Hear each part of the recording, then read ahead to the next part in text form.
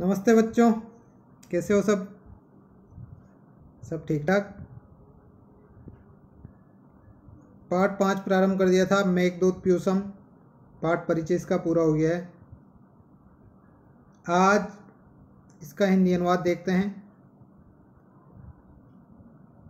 पाठ थोड़ा सा कठिन है, आखिर कालिदास ने लिखा है, तो आपको ध्यान से देखना है। एक एक शब्द का अर्थ बताऊंगा। लगभग 4-5 वीडियो में पूरा होगा ये पाठ। ज़्यादा नहीं है, केवल 12 श्लोक हैं, परंतु 12 श्लोक भी थोड़े कठिन हैं। बहुत इम्पोर्टेंट पाठ है। परीक्षा में 1 श्लोक आने के पूरे चांस है।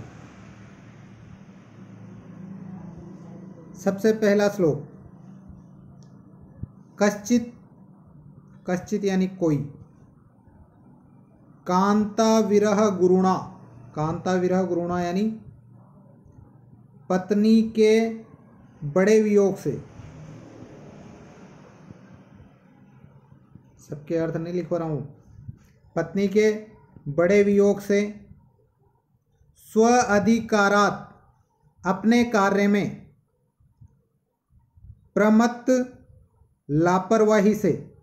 स्व अधिकारात अपने कार्य से, प्रमत्त लापरवाही से, शापेन शाप के द्वारा, अस्तंगित महिमा नष्ट प्रभाव वाला, जिसका प्रभाव नष्ट हो गया है ऐसा है, जिसकी महिमा खत्म हो गई है ऐसा।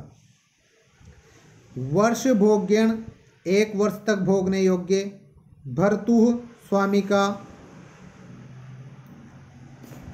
यक्ष यानी यक्ष, चक्रे, ये वसतिम चक्रे दोनों मिलेंगे तब इसका अर्थ निकलेगा रहता था। कहाँ रहता था? जनक तनिया। जनक तनिया जनक की पुत्री यानी सीता के स्नान से, पूर्ण उदकेशु पवित्र जल वाले, स्निग्ध छाया तरुषु। स्निग्ध यानी घने, छाया तरुषु छायादार पेड़ों वाले, रामगिरिया आश्रमेशु रामगिरी आश्रम में। वसतिम यानी रहता था। अब यहाँ पर यह देखना है अपने को कि इसमें जो जनक तनिया पूर्ण उदकेशु, एक तो ये स्निग्ध छाया तरुषु और रामगिरिया आश्रमेशु, इन तीनों में सप्तमी विभक्ति है। तो तीनों में अपन कारक चिन्ह में पेपर नहीं लगाएंगे, क्योंकि ये तीनों के तीनों ही जनक तनिया पूर्ण उदकेशु और स्निग्ध छाया तरुषु रामगिरिया आश्रम इसके विशेषण है। इस वजह से विशेषण और विशेषण में समान विभक्ति होती है, इस वजह से इन तीनों में सप्तमी विभक्ति है। ये इस श्लोक में क्या बताया गया है कि कोई यक्ष जो अपनी पत्नी से दूर हो गया है। क्यों दूर हुआ है? क्योंकि उसके स्वामी के कार्य में उसने लापरवाही की थी, और उस लापरवाही के कारण उसके स्वामी ने उसे 1 वर्ष का देश निकाला दिया था। उस देश निकाले के बाद वह यक्ष रामगिरी आश्रम में रहने लगा। और रामगिरी आश्रम कैसा है? सीता के स्नान से पवित्र जल वाला और गहरे छायादार वृक्षों वाला, या घने छायादार वृक्षों वाला। देखिए, कश्चित यक्षः। अब दूर दूर दे रखे हैं तो दे रखे हैं, वो छंदों को कंप्लीट करने के लिए शब्दों को इधर उधर करते हैं। कश्चित यक्षः, कोई यक्ष। कैसा यक्ष था? कांता विरह गुरुणा, अपनी पत्नी से बड़े हुए वियोग वाला, स्व अधिकारात् प्रमत्तः, अपने कर्तव्य में लापरवाही के कारण, शापेन शाप द्वारा। किसके शाप द्वारा? भर्तु स्वामी के शाप द्वारा। स्वामी कौन है? कुबेर। अपने मालिक कुबेर के शाप द्वारा अस्तंगित महिमा नष्ट प्रभाव वाला होकर के, वर्ष भोग्यण 1 वर्ष तक भोगने योग्य, वो शाप कैसा था? 1 वर्ष तक भोगने योग्य,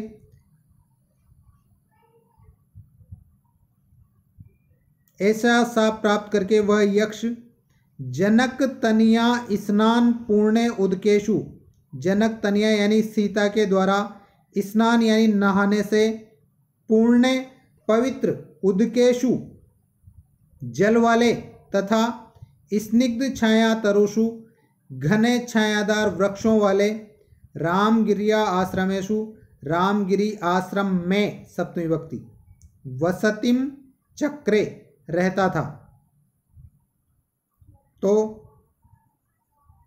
दोबारा देख लेते हैं। कश्चित यक्ष, कोई यक्ष, कांता विरह गुरुणा, अपनी पत्नी से दूर होकर या अपनी पत्नी से बड़े हुए वियोग वाला होकर, स्व अधिकारात ब्रह्मतः, अपने कर्तव्य में लापरवाही के कारण, भर्तु शापेन, अपने स्वामी के शाप से, अस्तंगित महिमा, नष्ट महिमा वाला या नष्ट प्रभाव वाला, और वो शाप कैसा था, वर्ष भोग्यम, 1 वर्ष तक भोगने योग्य, भर्तु शापेन, अपने स्वामी के शाप से, अस्तंगित महिमा, नष्ट महिमा वाला होकर के, जनक तनिया पूर्णे उदकेशु, सीता के स्नान, जनक तनिया स्नान, सीता के स्नान द्वारा, पूर्णे उदकेशु पवित्र जल वाले, स्निग्ध छाया तरुषु तथा गहरे छायादार वृक्षों वाले, रामगिरिया आश्रमेशु, रामगिरी आश्रम में, वसतिम चक्रे रहता था।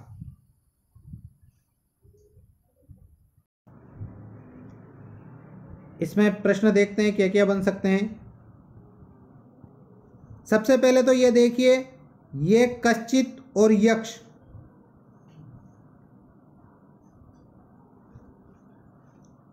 कश्चित और यक्ष, ये दोनों, कश्चित यक्ष, ये तो विशेषण है और ये विशेष्य है, विशेषण विशेष्य, कश्चित और यक्ष।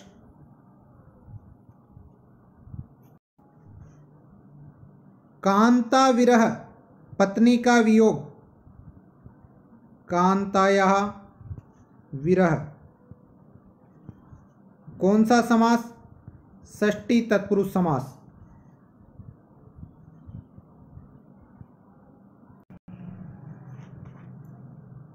अस्तंगित महिमा, नष्ट है जो महिमा या नष्ट है जो प्रभाव, अस्तंगिता महिमा या सा, ऐसी महिमा जो नष्ट हो गई है, वह कौन सा समास है, जिसमें विशेषण और विशेष्य दोनों आते हो, वहां पर कौन सा समास होता है, कर्मधारय। तो इसमें कौन सा समास है, कर्मधारय।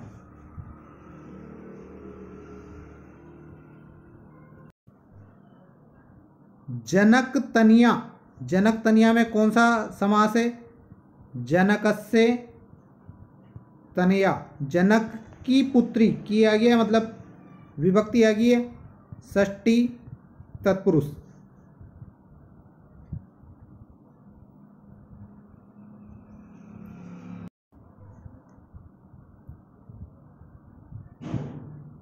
पूर्णे उदकेशु, इसमें पूर्णे विशेषण है और उदकेशु विशेष्य है।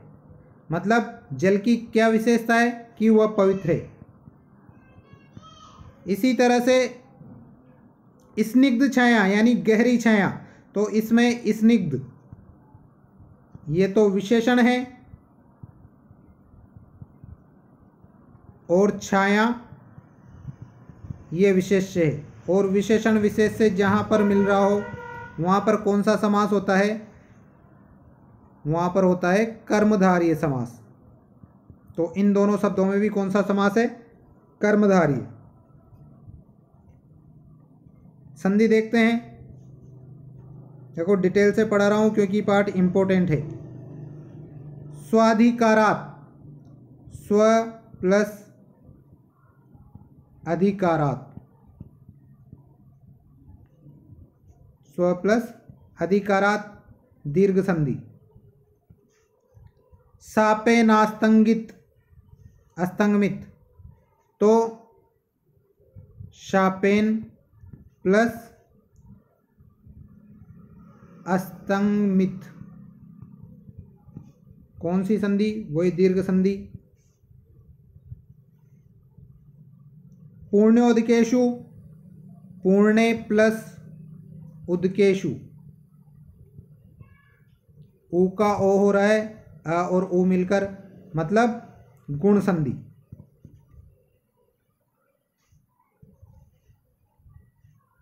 और रामगिर्या आश्रमेषु, रामगिरी प्लस आश्रमेषु।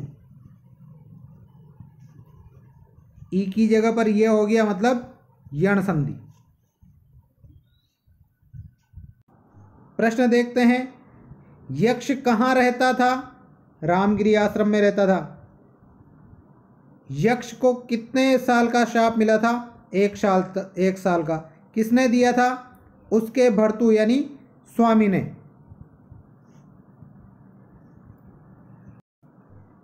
यक्ष को शाप क्यों मिला था? स्व आधिकारात् प्रमत्तः, अपने कर्तव्य में लापरवाही के कारण।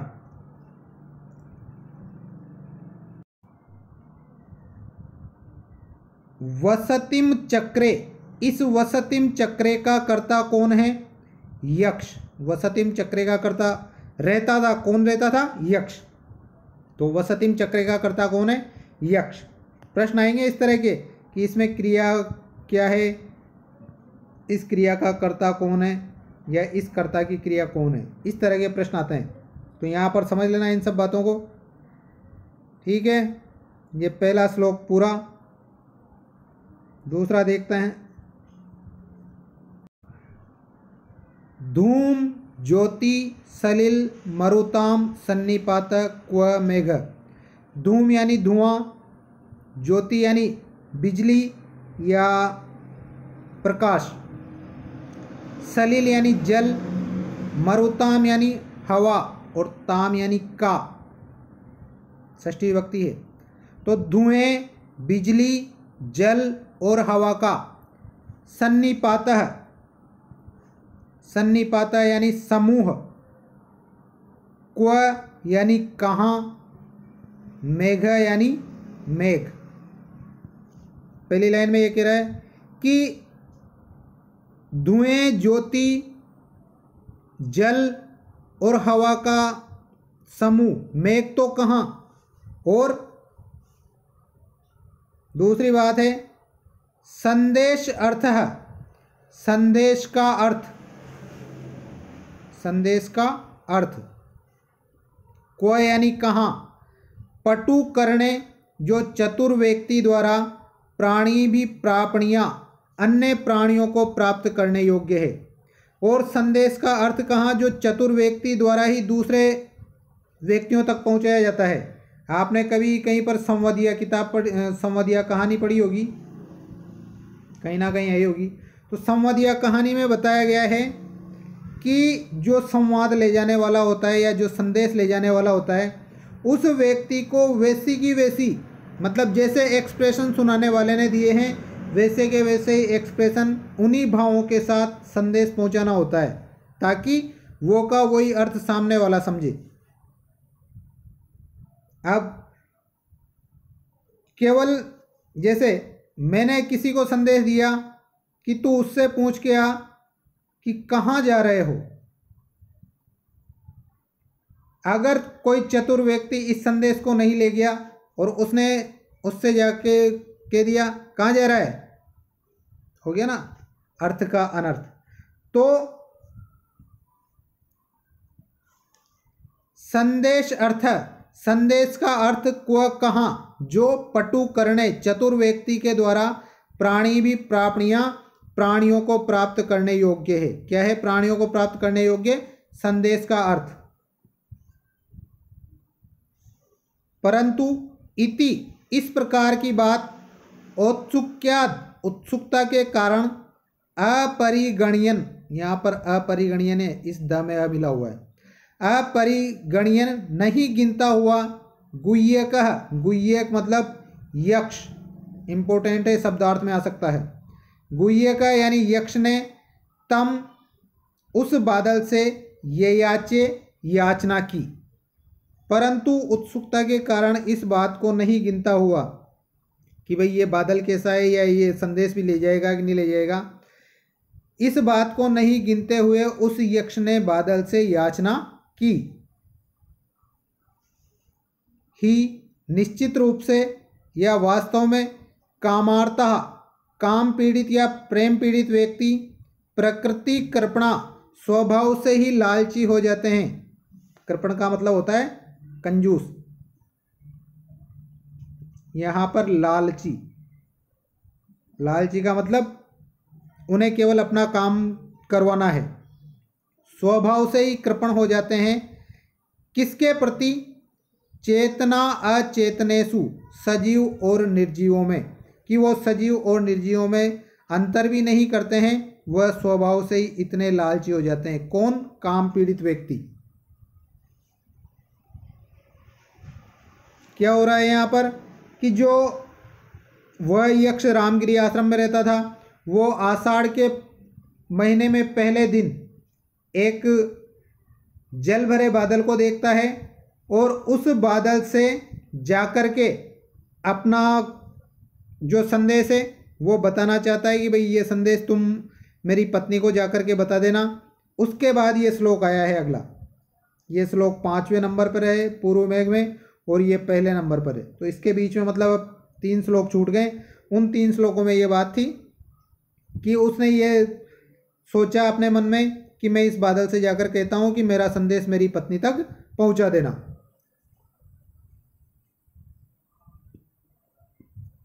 तो धूम ज्योति सलिल मरुताम सन्निपात मेघ क्व, धूम ज्योति धुएं और प्रकाश, सलिल मरुताम जल और हवा का, सन्निपात यानी समूह, मेघ क्व बादल तो कहाँ, बादल किन किन इन चीज़ों से मिलकर बना होता है, ऐसा बादल तो कहाँ।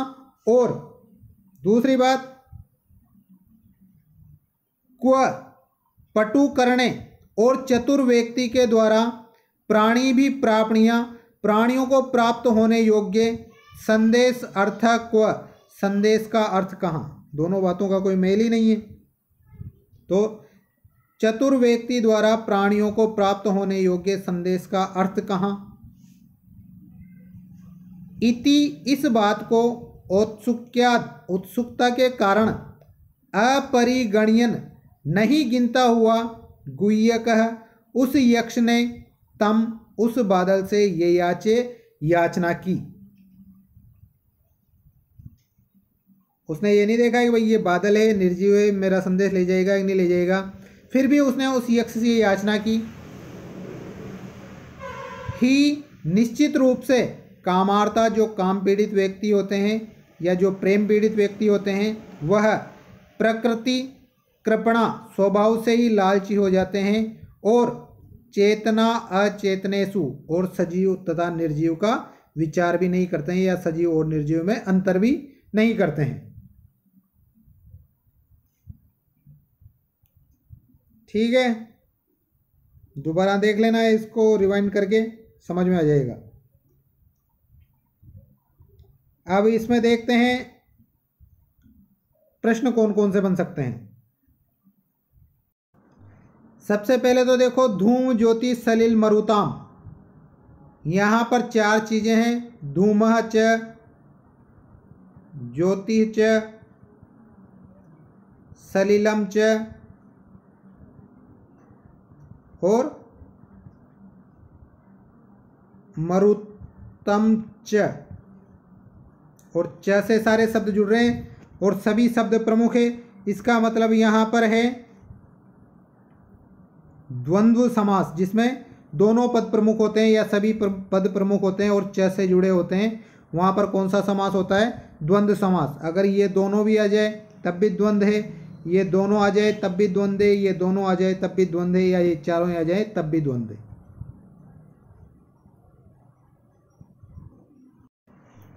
संदेश अर्थः, संदेशस्य अर्थः, संदेश का अर्थ। कौन सा? षष्ठी तत्पुरुष समास।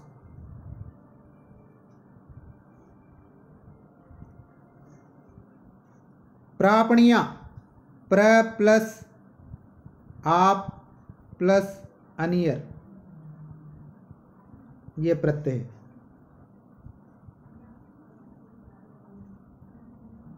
इसके बाद इत्योत्सुक्यात्, इति प्लस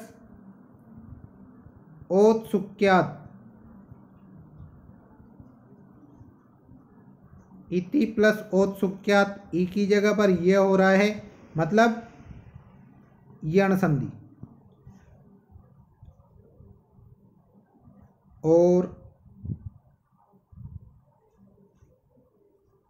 कामार्ता, काम प्लस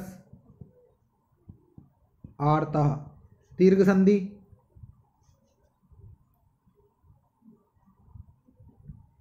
कृपणाश्चेतना,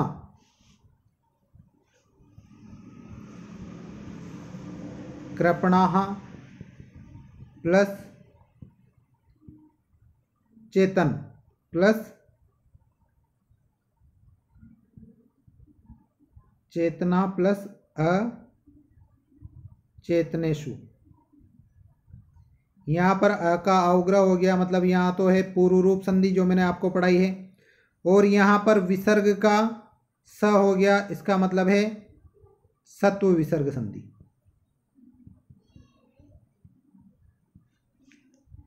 ठीक है। आगे देखिए, मेघ किसका संगठन या समूह होता है? तो धूम, ज्योति, सलिल, मरुताम। दूसरा प्रश्न है, संदेश का अर्थ किसके द्वारा प्राणियों को प्राप्त करने योग्य होता है? तो पटु करणे, चतुर व्यक्ति के द्वारा। मेघ से किसने प्रार्थना की? गुह्यकः, गुह्यकः यानी कि यक्ष ने।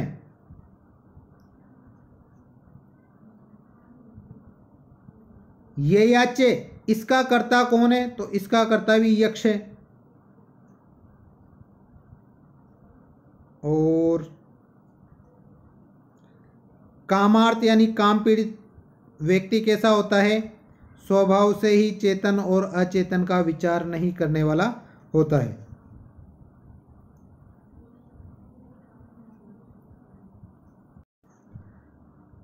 पटु करणे प्राणी भी, चतुर व्यक्ति, इसमें विशेषण और विशेष से बताइए।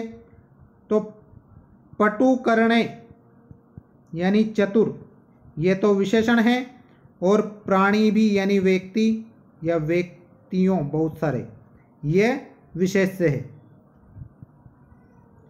पटु करणे विशेषण और प्राणी भी विशेष से।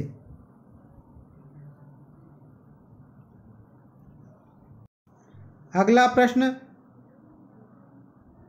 पद्यांश में से वह शब्द छांट कर लिखिए जिसका अर्थ है यक्षः यानी यक्ष। तो इसके लिए पद्यांश में क्या शब्द आया है? गुह्यकः।